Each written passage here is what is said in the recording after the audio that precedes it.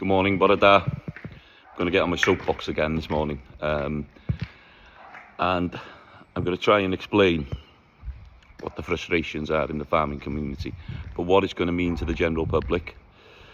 Now, for a farmer, we know there's been major problems in our industry for many years, and I'm going to tell you, we can blame all governments, all parties for where we are and what we're doing. And for us in Wales, for starts, we've got a massive problem with TB. We've got massive problems with NVZs, which are stopping us carrying slurry onto our fields during the winter months. We have a new farming SFS, which is a sustainable farm scheme, so they say, and that's going to be coming in for next year.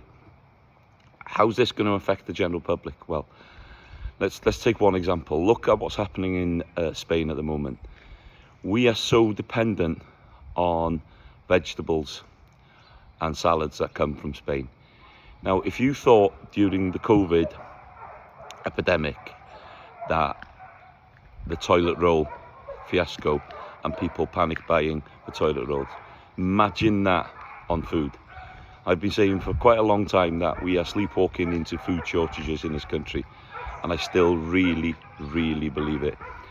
Now, a lot of people that live in the inner cities are, going to be on minimum wage. They are going to be struggling to pay their bills, and food is something that you're going to need every single day.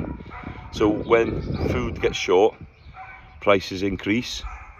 Government had an opportunity in the budget to protect the farming community. Inheritance tax again will put another blow. We're losing thousands of acres to solar farms.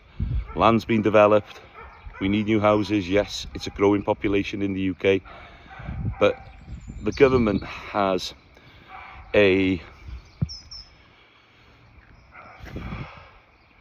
have to back British farming. They have to get behind producing food in this country. Food security has to be at the top priority, because everybody needs to eat every day. And if the farmers, are getting hit left, right and centre, then food production is going to be hit and food shortages are going to come, because we can see what's happened out in Spain.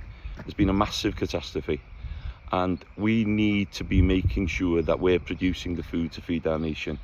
And if government are going to be helping the farming community, who the hell else is going to be? Because we know that this industry at the moment is at a really low ebb. Mental health is at its highest. We've never had so many mental health charities. Farms are struggling to pay bills, and then what do we get? Another hit, another kick in the bollocks by a government that's just come in, who had said, Mr. Starmer had said he was going to protect family farms in the NFU conference, and what have they done? They put another weight on our shoulders, another problem for the industry. It's not acceptable. But we want to be feeding you affordably and sustainably and environmentally friendly.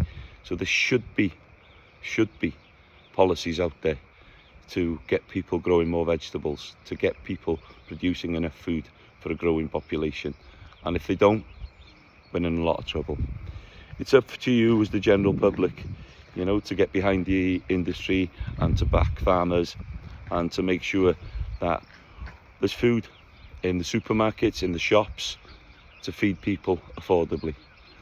So that's my soapbox this morning.